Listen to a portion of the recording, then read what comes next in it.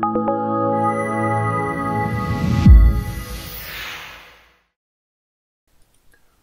guys, it's Glenn from Launch. Today's video is on another diesel vehicle itself. We've added so many lately, and I might do something different next time. Now, on this vehicle itself, sometimes when you go as a repairer, you actually go to some of these vehicles and you hear a few stories where they've been a number of workshops, had a number of faults, and also you don't know what has been done to get a full story out of it. Now, this is one of the cases where this vehicle itself has a number of faults. Now, components haven't been changed for some reason, and the other thing, the main subject of this video is regarding the DPF itself. One, it's probably because of the exhaust system. If you need to change the DPF, you actually would have to cut it out and replace the whole exhaust system itself. And so it could be a big job and costly. And the other thing is when some of the components are changed, whether they're second hand or not.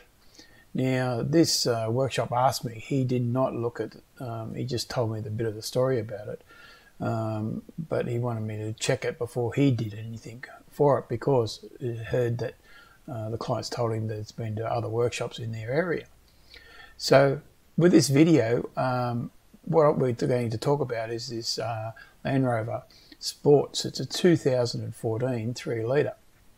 Now, it has a fault light on the dash regarding DPF and a performance of the vehicle warning system popping up. Now, with this type of fault, sometimes you don't know where to begin.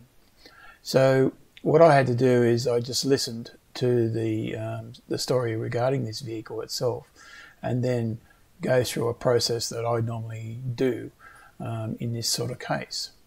Now, the other thing I mentioned has been to a number of workshops, so I don't know what components have been changed and whether they were changed at all.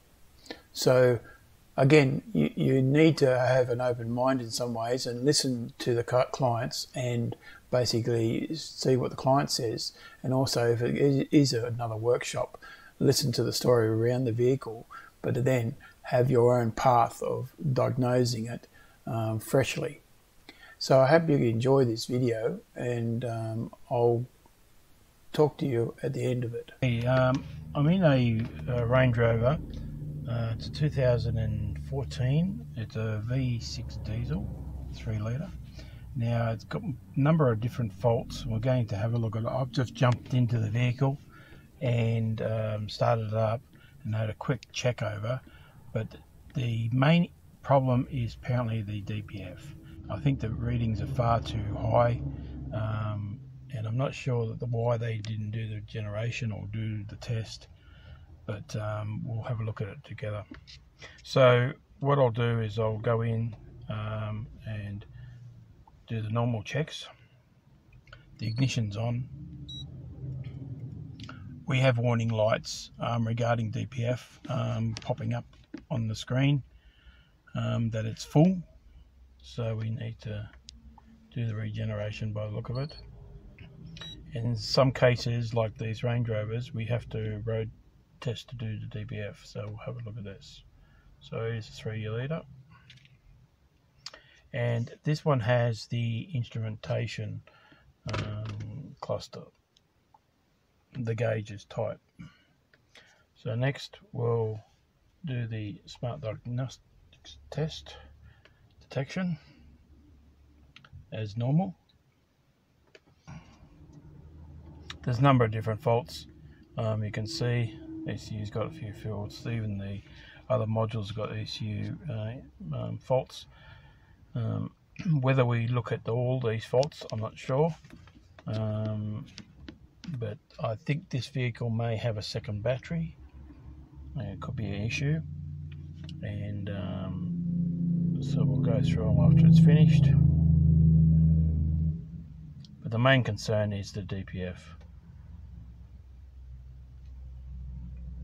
Now today I'm using a pad 7 with a SmartLink connector connected to this Range Rover. Okay, we'll do our report like we always do, and I'll save it. Now, yes, so you can see a number of different faults regarding the ECM. Now, most of these regarding the valid data through the gateway A, and that, we'll just take that as a grain of salt a little bit for this time being, but the main faults was the DPF, which you can see in the temperature of the particular filter. Also, it's had faults regarding the sensor because it's probably too blocked. The readings are probably way over what they should be. So again, it's in a minute and history for that DPF differential pressure sensor. So it may not be a fault regarding the sensor itself, but it's been shown up because maybe the DPF is far too blocked, and it's failed both areas. And you can see that the soot level accumulation on bank 1 is permanent. So this is the one we'll be going to look at. The other ones regarding the SRS, the airbag system. It's in a minute, but also the driver's potential may have a problem with that, but I'm not sure we're here to look at that. And a few things about lights and so forth. Now, yes, so it's got a second battery. It's talking about a second battery is faulty. So this is very well missed in a lot of cases. So we'll have a quick look at that maybe. So I hope we'll go through and we'll try and rectify this Land Rover. I'll go into the engine ECU. Have a quick look. But what we might do first, before I do that, we'll clear the faults.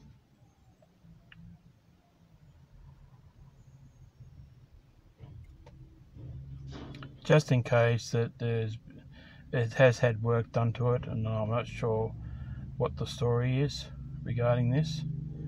Now you can see that it's sort of cleared it, but can't read it. It's gone to sleep, so I've got to make sure that the ignition's turned on when I do this. So if you see this on the screen, it goes grey, but it shows a fault.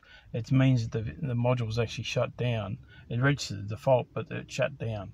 So just make sure that the ignition is on all the time, because these Range Rovers do go to sleep. And if that's the case, just do a clear fault code again, and you'll see it all clear. Okay, so it looks like all of them are cleared at this present moment, but the engine, so we go into the engine, and it's regarded the related data, we go to the gateway. So what I'll do is I'll cycle the key and look at that later. But the main issue is when I start the vehicle up, is the DPF. So we'll start the vehicle up.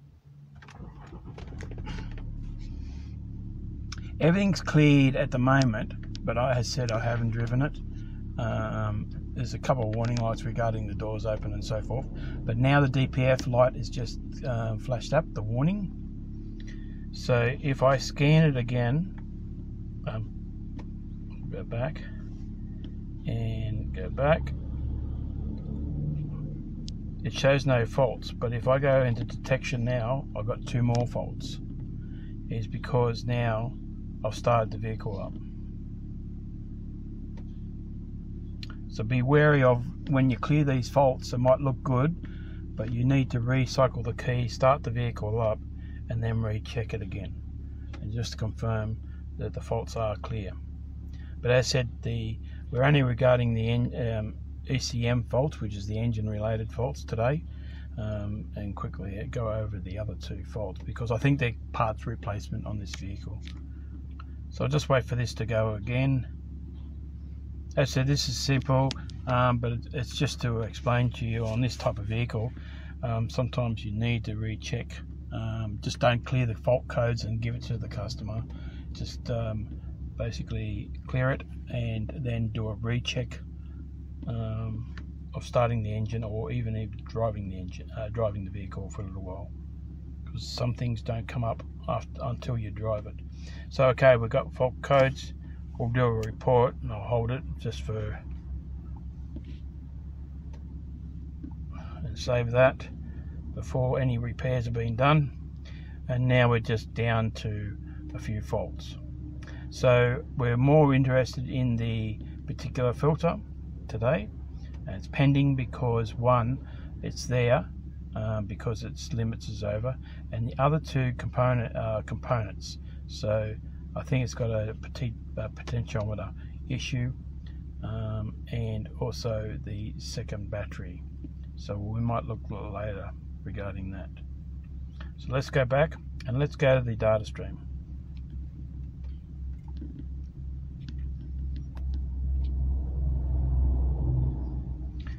Now we'll select anything related to our DPF and the soot. So I'll have a look at the calculated soot in oil just to check it all over once we go out. The DPF pressures and soot. So anything related to DPF I'll select, and we'll just check the water temperature. As I said in my earlier videos, temperature of the coolant is important before you do any DPF burn off or checking. Let's have a look at we won't do the EGR. These are known for EGR issues, but there could be a different problem. So let's look at this DPF. So the measure of soot mass we'll look at, DPF differential pressure measure and bank 1. This is just to show you on the data streams, and you can go backwards and forwards on the video. As I said, I'm doing this live in the vehicle, so this is what you would do normally when you're checking it, and the time would take. So I think there's exhaust manifold pressure. I'll select that, and I think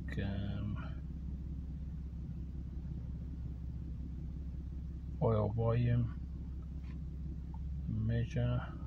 Just have a look to make sure that's not going to cause a problem. I think I've selected pretty well.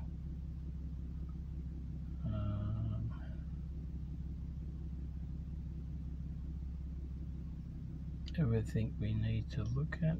Okay, so let's have a look. Now you can see the figures are very high.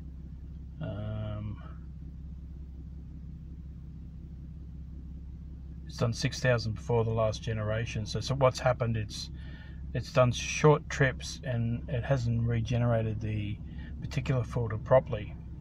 So again, we need to double check this.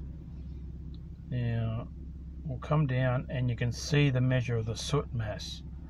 It's sort of half of what it should be. In grams, it's very, very high. It should be down to this 3 and 6, where it's 228, so it's pretty well blocked. The differential sensor is working, but we won't warrant it off at this present moment because of the DPF is faulty, so it's blocked. So we're just going to double check all this area to make sure, one, the sensor's okay, and two, that the DPF is going into regeneration properly. At this stage, there's something not quite right on how the particular filter has been measured, and the soot level's too high. So let's go back and look at that. I'll record this data as a sample. At the moment it's at idle. I do a bit of a recording and this will give us a bit of a range.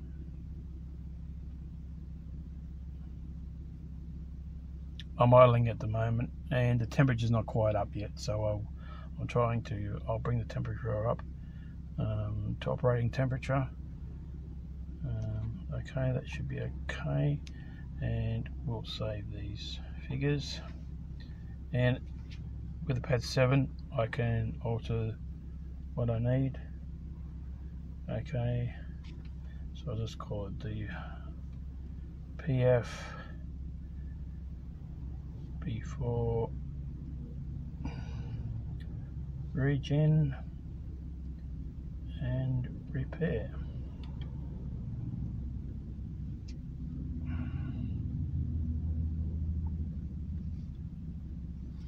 And it's saved. Okay, so now once I brought the comparison sample up with idle and select it, you'll see the difference. It'll come up in red, the variations. Now the oil will change because one, the temperature of the oil is changing, and the coolant temperature, that's normal, because I said I haven't only just started the engine, so the engine coolant is a bit low at the moment. I'll redo this again, but our soot levels are quite high because I'm running the vehicle a bit longer and the temperature is increasing before the repair. Now with this area, it's the Range Rover has the special functions listed separately. So what you'll do is you'll select special functions and go into exhaust emissions, and then you'll see the related information for DPF. We're not playing with the sensors, we're not replacing that as yet, but we may do.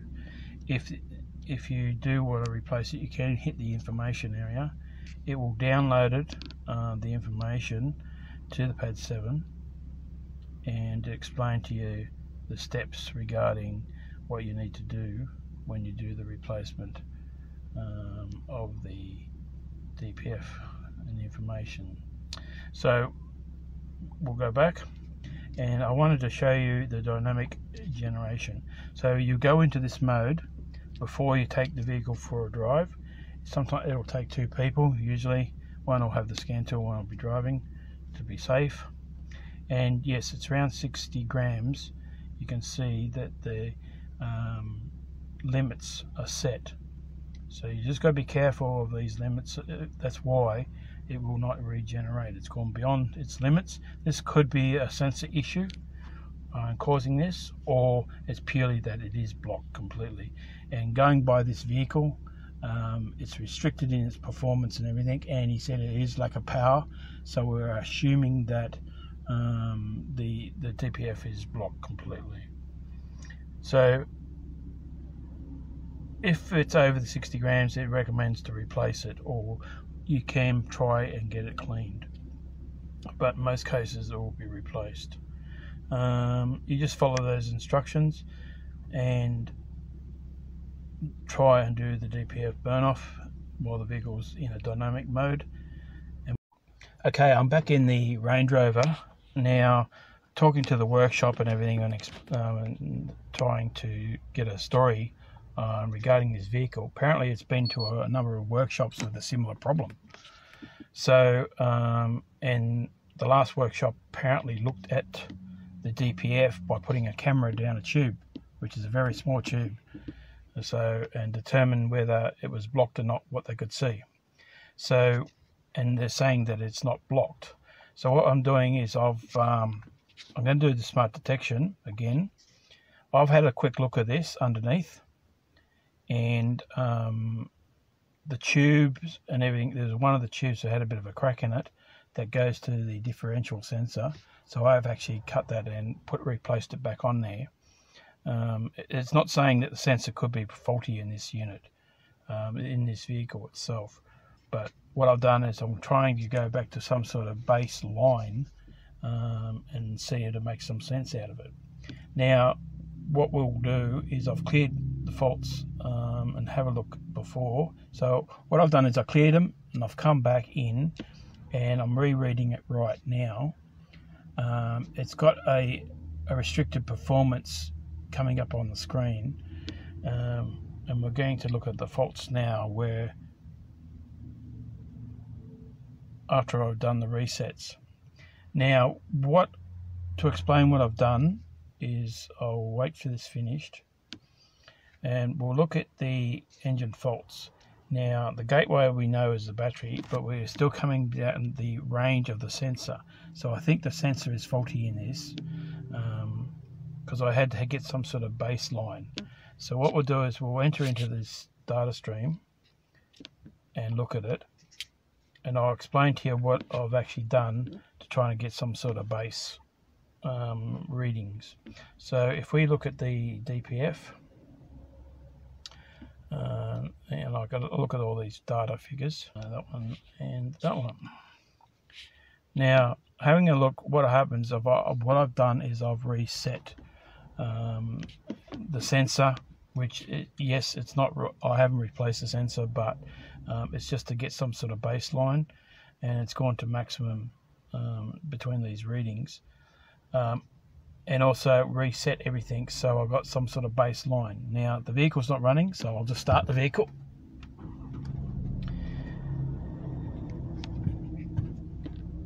And let it run for a little bit. Now, after running, all these were set to 0, and then after you run the vehicle, it actually then gave me some sort of readings. Now I'm still a bit wary about the sensor because, as said, it's moving up from a positive to a negative, so it's a good indication that there's actually something wrong with the sensor itself. So if I play around with it, you can see the sensor goes to negative, the opposite direction. And if I look at the graph form, so I'll go to graph mode and we'll look at the sensor voltage. If I go bring the sensor voltage up and the measurement, you can see on the data that I'll just bring it above idle. So what we might do is we might go back, and I'll go back to the data stream, and we might then bring in the engine RPM.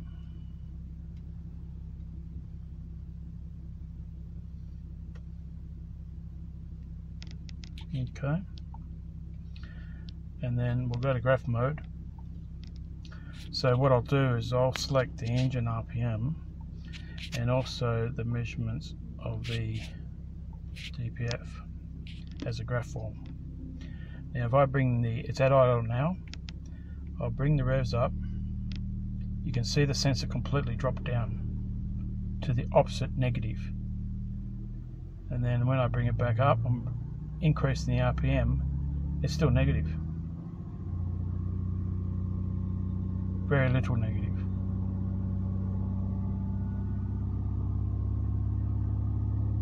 I bring the idles back down to an idle, it jumps straight up. So it goes to one extreme to another. So what we might do is we might have a look at this sensor, and Okay, what I did is we replaced the sensor. The sensor didn't look very old. It's dirty because it was actually under the vehicle. That's where they mounted. The hoses themselves I had to repair. So we replaced the sensor. Now, replacing the sensor, I had to go back into the special function area and do the powertrain reset, set up for the new sensor, and tell it that I put a new sensor in it to redo the calibration. So that's what I've done. And so you just follow these instructions. This is actually how it's done. So I thought I would show you this area. So you just turn the ignition on position 2, follow the instructions. It's pretty well straightforward. You don't have to do much. And just wait for the process to happen.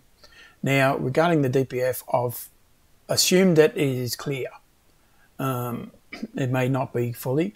So what happens, it's treated as a new DPF to reduce the soot levels, which I showed you in the video. So what I'll do now, it'll calculate the new DPF differential sensors to tell the right information to the vehicle to do the regeneration the next time.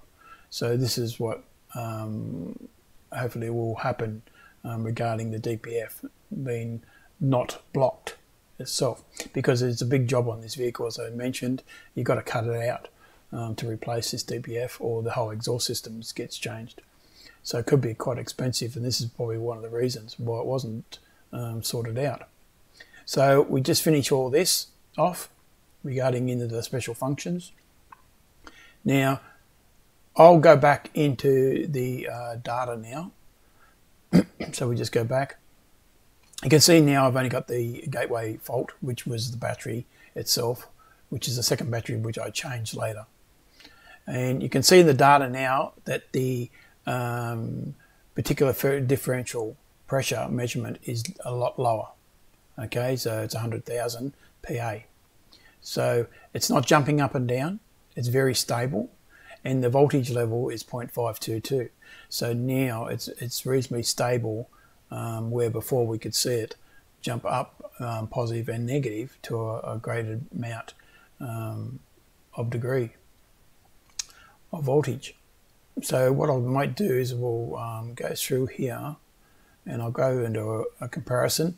So what I do is I'll record it as a sample. I'll just wait for this to come through, and I go from idle, and I just record it for the future. And you can see the data's different to what it was before regarding the figures, because the temperature is increasing too as this vehicle is idling. So I just keep a record just to show you what I do.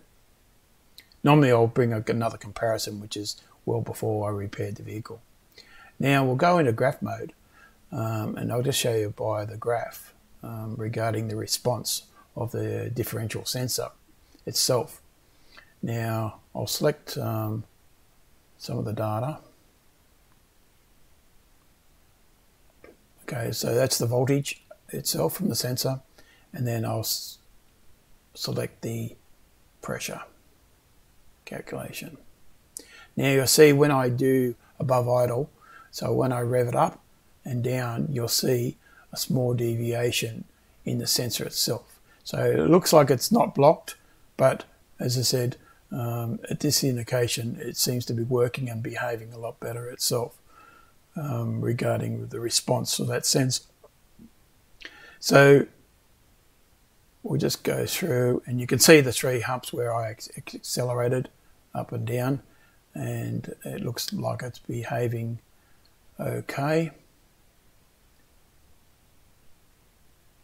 So at this present moment, I hope at the beginning of the video, if you worked on these vehicles before, you would have picked up that sensor is not quite right. So hopefully you did pick that up if you have worked on these vehicles. The people that haven't worked on these vehicles themselves, you can see that the sensor's okay, the performance is a little bit out, but it could be a number of things causing it. So you just got to eliminate area, which is the DPF, or the differential sensor measuring the DPF filter. So I hope you got something out of this video, and I'll catch you in the next one.